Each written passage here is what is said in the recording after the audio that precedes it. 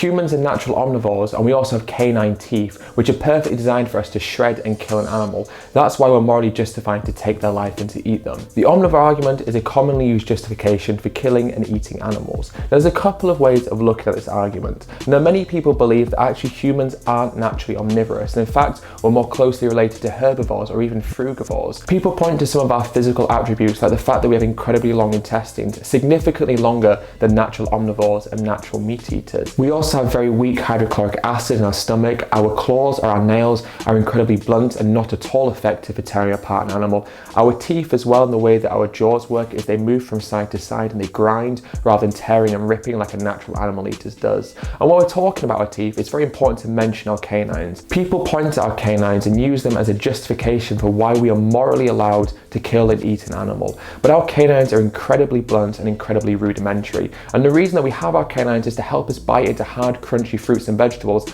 like apples. In fact, natural herbivores do possess canines. And in fact, the largest canines of any land animal on this planet belong to the hippopotamus, who is completely herbivorous. And that really kind of puts to rest the idea that our canines allow us to kill and eat an animal, because a hippo consumes absolutely no animal flesh, yet they have the largest canines of any land animal, significantly larger than any lion or tiger or jaguar or panther, significantly larger than any natural animal eater. But to be honest, I find all of this entirely irrelevant. In my opinion, it doesn't matter if we're natural omnivores, herbivores, or frugivores. Just because we have the physical capability to do something does not provide moral justification to do it. So even if we are natural omnivores, because we can live off plants alone, it means it is entirely unnecessary for us to take the life of an animal. So even if we were natural omnivores, it would still be immoral, because we'd still be causing unnecessary cruelty and pain upon a living being who inherently just wants to live their life. And even if our canines were truly there to help us tear apart an animal's flesh and eat them, that wouldn't make it morally justifiable today when it's entirely unnecessary to consume the flesh of an animal.